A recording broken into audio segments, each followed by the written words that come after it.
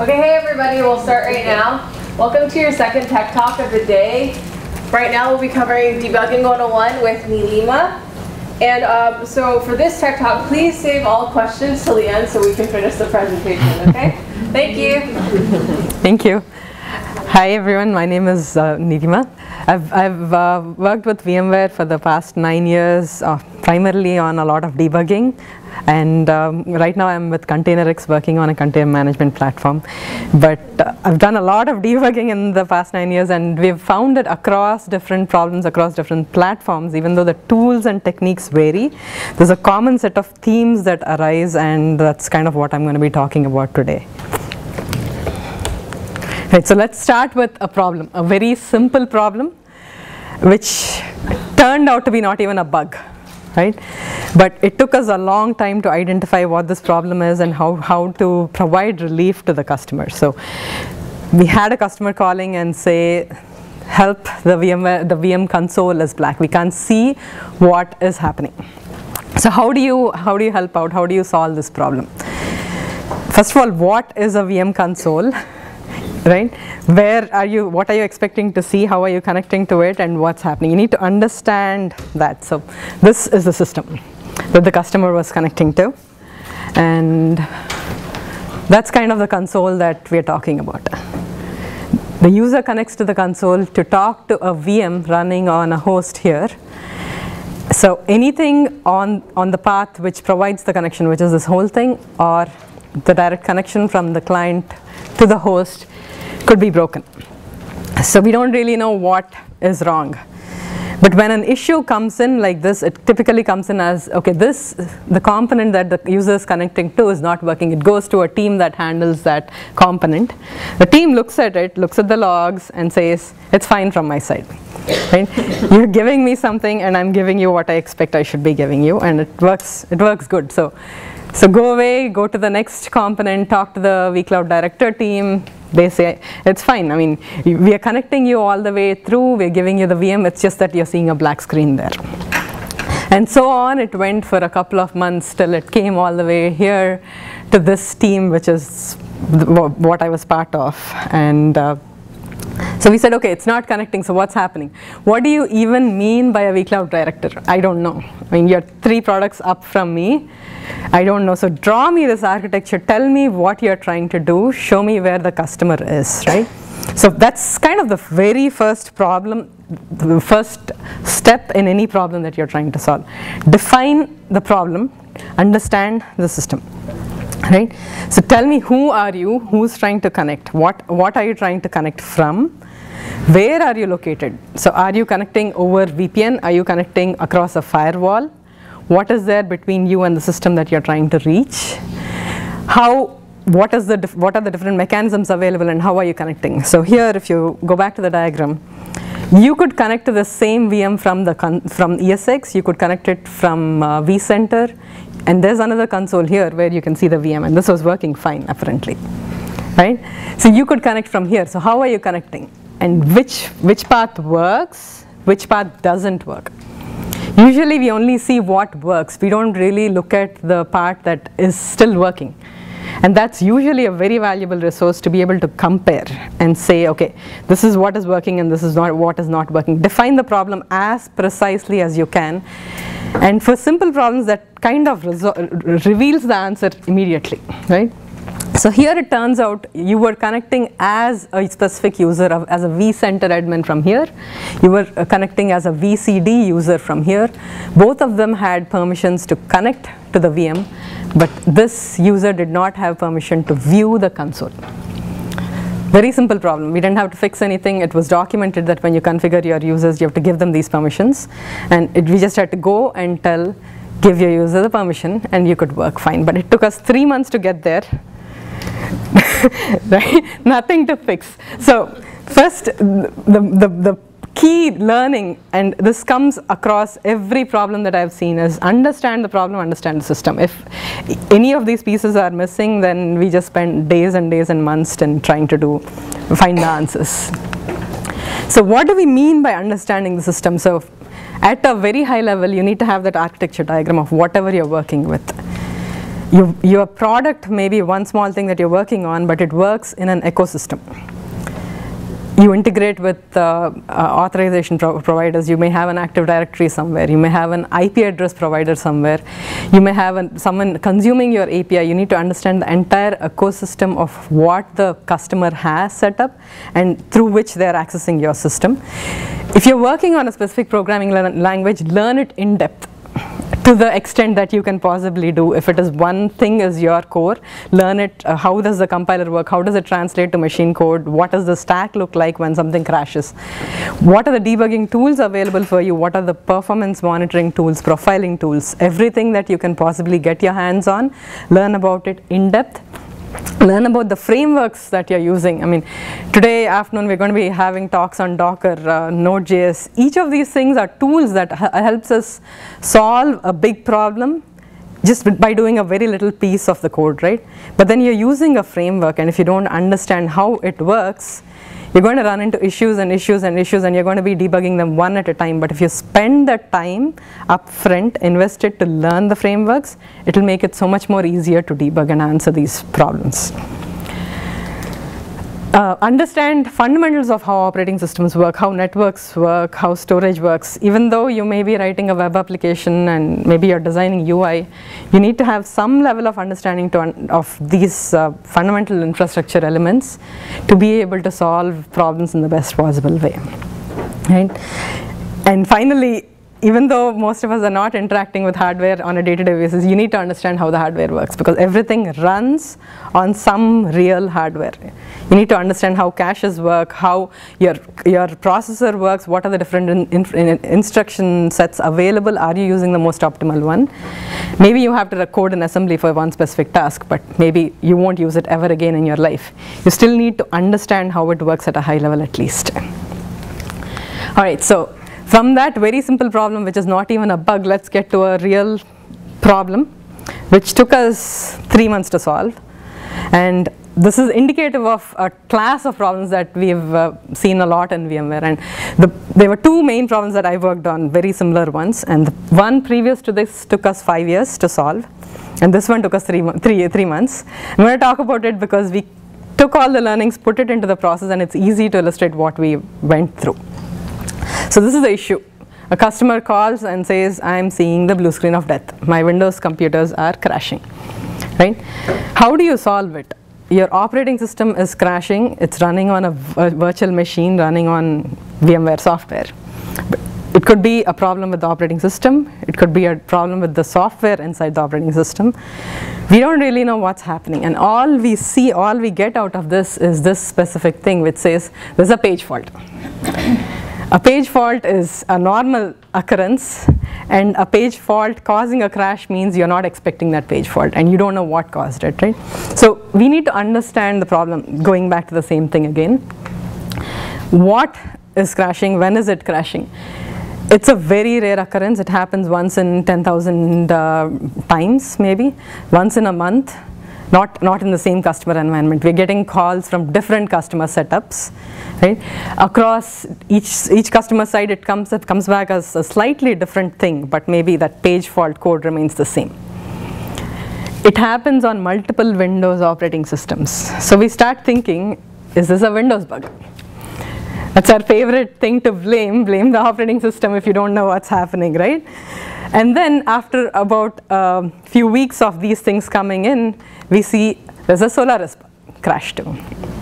And it looks similar. There's a kernel panic, and it is a page fault, and we don't expect that address to have a page fault. It's a valid address. If I look at the dump in my debugger, it's a valid address. So why is it crashing, right? Something is corrupt somewhere. Maybe our software is doing something wrong. Right? So we believe our software so much that we come to the conclusion that our software is doing something wrong after we start suspecting the operating system, right? So now we see, okay, when is it happening? Initial reports were on the latest release, so we thought maybe something we're doing is wrong. And then we see older releases are having these reports come in too. Everything is failing, so maybe the hardware is wrong now. Right? So we started looking at the data, looking at and seeing what are the specific processor models involved, and there was a pattern. Slowly we could see a pattern.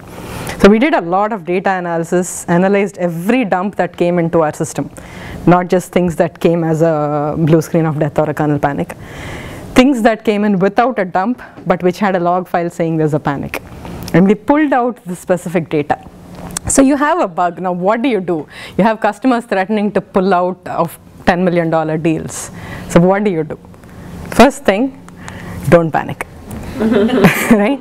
Because that is our instinct. We basically want to just go fix something in our code and get it working, or disable some mode that we think is causing the issue. And we did this in our 5-year previous bug, where we thought there's something wrong with our code, let's fix it. And each time we went fixing one small thing, and it never resolved the bigger problem. It just made it harder to find. Right? So don't panic. First try to identify the root problem. What is the root cause of the problem, right? So first thing we have to do is to recreate the failure. There's a small video at this time, if I can get to. All right.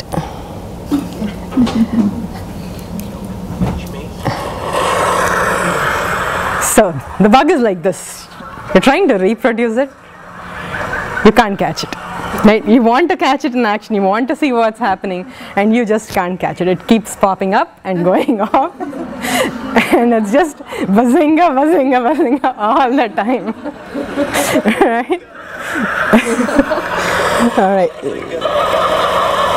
So we said we need to know, right, when does he come up, what are the conditions that causes this thing to pop up and crash, and go back to the data analysis. Go deep, go wide, right? So we look at what the crash shows, what are the things running, what is the specific type of address that is causing the page fault, are we changing maybe something just before this happened. Look at the data, first of all, to identify and isolate the set of crashes into some category which is more likely to fail. So the specific set of processor models, specific workloads. At this point, it's not a one-man effort anymore. It's not even a one-company effort.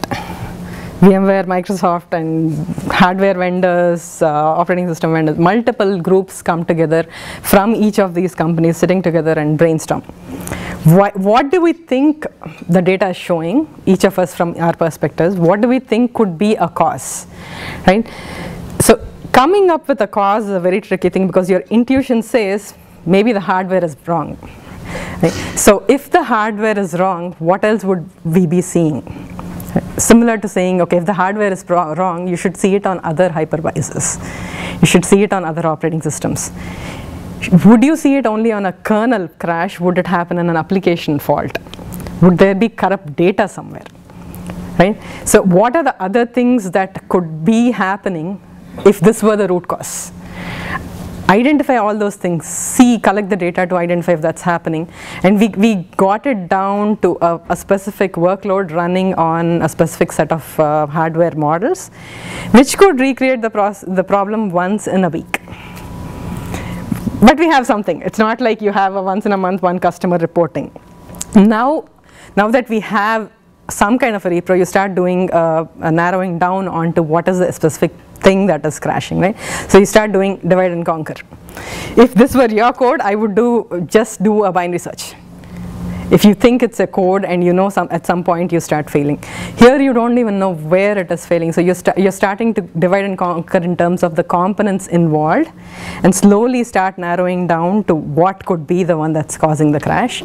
And each time you recreate the failure, you start collecting more and more data to help you define what is that boundary that you're going into. So you collect data from all angles, software instrumentation, hardware dumps, and you start so we started identifying that hardware assisted memory virtualization was necessary for this to happen. Only when that was there in the picture this would fail, and only on specific versions, at which point we kind of identified the problem. So once you know the problem, we had a fix.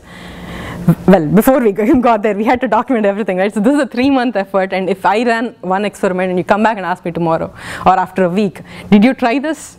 I don't know. right? And it's a group of people. Did VMware try this? Somebody else try this? Everything had to be documented in detail. Every time you change something, we document what we changed, whether it reproduced the failure or not. If it reproduced the failure after that change, that means that change is not relevant. If it does not, it means we don't know anything. Right? And somehow we finally got to, okay, this is the root cause, at which point we said, okay, let's get a fix ready, test it in our system. Once in a week, we waited for 2 weeks, okay, it's working fine. Give it out to customers, try it out in the field, finally done. I mean, success, we solved the problem. So what is it that you learn? What is the method to the madness here, and what is the process that we seem to consistently follow without explicitly calling it out as a process? Is it clear? Can you see the thing, or I can read it out loud? You can, okay. So first, define the problem. As I said, that's the most important thing. If you just take away one thing from here, when you get a bug, instead of starting working on it with what you think the answer is, first ask what is the problem, exactly find what is the problem. Understand the system, collect the data. Before you start creating hypothesis, first collect the data and then brainstorm, right? Try to reproduce the failure as much as possible. I mean, if you're working in maybe a nuclear industry, you can't recreate the failure, you don't want to. In that case, you want to collect the data before you have to recreate the problem. But if it's a software that you can take a chance on reproducing the issue, first recreate the failure, catch it, then collect the data so you know exactly the data belongs to that problem. Identify the potential causes, make sure that whatever you're seeing or whatever you think the cause is, whatever other effects it have, they are also there, so that you know for sure that this is really the potential cause, right? And then you divide and conquer, zero in on the exact thing that could be causing the problem. Track every little change you make, however minor you think it is, right? I change one line of code, I create a new binary, maybe the layout and memory of the thing changed, and that's enough to disrupt the system, enough to not create the problem. It didn't fix it, it just didn't create the problem, right? So you need to track every little thing you change and recreate the failure after every change that you have done. And then when you think you have a fix, test it, right? Recreate and test and make sure you've tested. Until you've tested, even if you know for sure that is the root cause, you've not fixed the problem. Because it's likely that there is something else that is also a problem, but that is not the problem that you were seeing in the first place, right? Diversity rocks. I can't tell you how many times that we have worked on these issues that you've had such a diverse set of people contributing to it, right? You need people who are experts in recreating test setups, who are experts in digging through the data and identifying these patterns, who are experts in the processor design, in the system that you have, the virtualization software. There is no one person who can understand this entire ecosystem. We don't have Sherlock Holmes. So all of us together is the Sherlock Holmes, and we need to have a diverse group of system. Like even Sherlock Holmes couldn't do it alone, right? Hercule Poirot, he needs Hastings, right? Everybody needs someone to talk through. Even if it is a very simple problem, one person who can solve the problem. Even then I would say talk to your neighbor, talk to someone, find someone you can brainstorm with. If there's no one, talk to a rubber ducky. Explain it. Explain it so that you're talking through, you're saying what is the problem, what do you think is the hypothesis, and maybe you'll get an idea then in the process. For me, sleep works. Right? Anything that works for you to take your eyes off the problem as you're seeing it in that angle, get a fresh perspective from a different person or from yourself, do it, and it almost always helps. Design for debugging. So you know there's a problem, you know how to approach it, right? But if you were starting fresh, if you were creating a piece of software, what would you do to make it easy to debug the problem? First thing is accept that all software will have bugs, all hardware will have bugs, right? So assuming we have bugs, then we need to start treating the debugging methodologies as products. Nobody pays for them, but without them you wouldn't be able to sustain your product, you wouldn't be able to support your customers or enable them to use your product, right? So you have to make sure that you have tools built in, log log collection mechanism, monitoring tools, configuration collection tools. How many systems have you seen where if someone calls you saying something is wrong, you can collect their entire configuration and you know exactly what they're talking about without asking them, where are you sitting? What color is your seat? There was actually a story where there was a bug that could only be reproduced if the person who was working on the system was wearing a checked shirt. because it was a video processing software, and when you were wearing a checked shirt, it had a lot more data to process than when you're wearing a plain shirt, so it would replicate every other day or so, right? So how could, obviously you can't collect the information about what color shirt they're wearing, but leaving that out, what all data can you actually collect automatically without asking? Because people always come from a frame of reference. They'll only tell you what they think is important. Okay, so build in all these things as much as you can, and given a configuration set, how easy is it for you to replicate the setup? The first issue that I talked about, the VCD setup, a lot of us in my team didn't even know how to set up a VCD server, right? We couldn't even recreate end-to-end what's a working scenario in this case. Why should it be hard? Right? If you have a configuration, you should just be able to replicate it immediately. Build it like that. Create stress options so that you know something happens only in a low memory case. You don't want to have to wait till your system is running low on memory to start debugging the issue. Create a tool that will make you get to the system which is low in memory directly, right? So build in those stress test options and treat your debug tools as products. We've been in countless situations where you're debugging something, you give a monitoring tool to the customer, it crashes the customer setup. Why? Because debugging is something you do while you're developing, maybe while you're testing, and you don't really think of it as a production product. It doesn't go through the entire test qualification cycle, right? But just imagine the customer experience. I have one system crashing, I give you a tool, you have my entire setup down. Right? So you have to start treating the debug tools as products and build them rock solid and give them to the customer. They should be able to work. And then one more thing, a very interesting piece of software I think that all of us have used is ping. What does ping do? If you have one computer, you're trying to connect to another computer. No matter what is there in between those two computers, it tells you is it reachable. Can you design a ping for your system? Something that says if the user is sitting in front of your system, it goes and touches whatever it needs to touch and comes back and says, yes, all is well, everything is working as designed, and you can use it, right? Can you design something like that from the get-go so that you know it's working? First of all, when someone calls you, is your setup broken? Maybe one of your server is down, or maybe your network is down. How many different pieces are there that the user has to go and manually check? Instead of that, can you make it simple and say it's working? Right?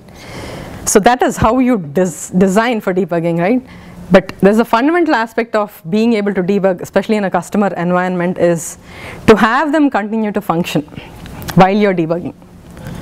If you say you have to bring your entire production system down while I do my debugging, I'll attach a debugger, it's not acceptable in almost all cases. So design workarounds, design feature switches. So if you just ship the latest product which has the greatest optimizer in it, and it's great for 99% of the cases, but 1% of the cases it crashes the system, you want to be able to turn it off immediately and say, okay, while I work on it, you can still function, maybe with a degraded performance, but you still want to continue to use the system. So create workarounds, have these workarounds and features which is thought of when you're designing a feature. All right, happy debugging. I'll be happy to take any questions, and I think I'll like to leave with this slide basically with the key takeaways that you want to remember, keep in mind when you're debugging. What are some of the best tools you found that have helped you debug? So as I said, breadth helps a lot. So I've debugged on Windows, Linux, different operating systems, right? If you have debugged ever on Windows, I think you should know this is internal suite, right? You should be able to have whatever is your process monitoring tools, you should be able to trace through, if you're doing device drivers level, you should be able to trace through where each call is going through. There's something called Xperf, which is awesome with profiling Windows applications, and so very specific to a specific ecosystem. So I'm talking about Windows here. So if you go to Linux, I don't know what I would do without strace. Right? Very simple, but it lets you know what exactly is happening. So if, let's say you have a configuration file that's missing, just run your program with strace on and you'll see somewhere where something says file not found, and you can see why that error is happening, and then you can immediately identify the problem, right? There are lots of debuggers again. I mean, if you're on Windows, WinDBG, if you used, how many of you here are kernel developers and how many are application? Okay, so so basically it's very specific to your ecosystem, but then I think having that breadth of tools always helps, because it kind of helps you narrow down, and then you can use whatever is specific to your ecosystem. What is your primary development platform? Well, I've worked on different things. I was looking for general tools, but it's always on, it's been now on Mac. So, there's actually a lot of different things working on. So there's some, I'm getting into Node.js, and then there's like a lot of Java applications, web applications, REST API services. So quite a lot of different things. So there's pretty much any tools I'm just, looking at. I mean, I've recently looked at a few front-end issues, JavaScript issues, developer tools on Chrome. That's an awesome resource, right? Yeah. So there are lots of things. I mean, specific to what domain you're working on, there are lots of things, and I think that's part of understanding your system, knowing what tools are there, and talking to the people who are there around you who've worked with different tools, right? But most of us have different backgrounds, and if you bring them together, you'll have a much diverse set of resources as well. Do you usually get some buy-in from your management for making the debugging tools good quality, or? It's very hard. It's actually an uphill battle to do, to be able to invest on debugging tools, because typically they start out as an individual developer. You're building something and you need to debug it, so you start creating a debug tool. By the time management really realizes the value of a debugging tool, you've probably had a couple of fires in the field and they know you really need it now, and that's when they start investing. And I guess till then you just keep educating people on how important it is, and hopefully you can have those in place before you have the fires. Yeah. Anyone else has questions? So how would you scale this kind of methodology to production issues, like where you literally don't have time to do all the data analysis, collect patterns? Typically what I've seen, they just restart everything. Is that the way to, is that generically accepted? Like, I don't know. I mean, I've seen a lot of companies do that. So I would say, I mean, if you have to keep your production environment going, and if that's what you need to do, go ahead, do it, but before you do it, make sure you have the data to analyze it off the production environment, so that you can actually fix what is the real root cause, right? There was an example from, I think, Facebook. So where they had an inbuilt mechanism to actually restart the services if something crashes, and so they had services running out of memory that were getting restarted, and that caused a cascading effect of multiple servers getting restarted. So one server runs out of memory, it gets restarted, second server gets overloaded, it gets restarted, and a whole bunch of servers were getting automatically restarted, because that was the workaround, right? At which point they had to call in a SWAT team and then start attacking the root cause of the problem. They identified that their memory usage was slowly climbing up and down, up the curve, and there was an out of memory killer which was just killing the process and ending up restarting. The HA thing would kick in and say, okay, your system, your service is down, I'll restart. So that actually resolved that problem before they could actually solve the issue. So if you need to do it, but collect the data so that you can actually debug and fix the root cause. Somehow restart always works. Almost always works. Yeah. Yeah, we haven't yet reached that level of priority in the eyes of our production support teams. They just go in a panic mode and they push the restart switch, and before anybody's even there, it goes in a black hole until it reappears mysteriously, that same problem, and then again the restart. So there are bugs in the code that now we don't even know when. It's like an earthquake. We don't know when it will happen again. So, literally, yeah, and I'm just like, why can't we invest some time and money in tools? Yeah. But the company is moving so fast that they just don't have that patience to do it. Right. It's just a cycle. Yeah, I think incrementally, if you can just keep adding instrumentation to start detecting those things, it would help till you actually have. I don't think any company has time to dedicate to debug tools, right? And it has to be an organic process of slowly you start adding, and at some point you say, okay, this has to be a production thing. Your customers will start asking for it when they start self-servicing. So that at that point you basically will probably have the resources to make it a production.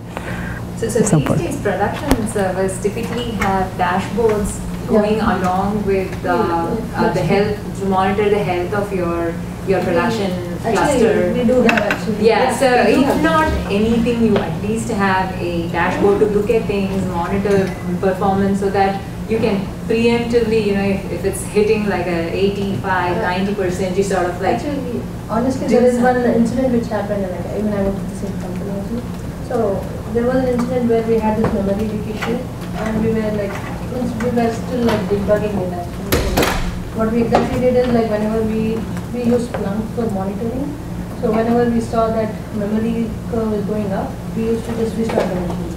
So it helped us for interim, but long term we figured out the issue and fixed it. But yeah, we do have like all these tools in place. But yeah, sometimes it's still like the data whatever we get will not be enough to really figure out the root causes. But that's a different story, I think. But it happens. And then it also depends upon the type of business you are in, right? If you want 100% site up or something like that, then you don't have the choice but to restart immediately and you have the site Short-term fix, we just restarted. All right, thank you everyone, and if you have any questions, I'll be here. Thank you.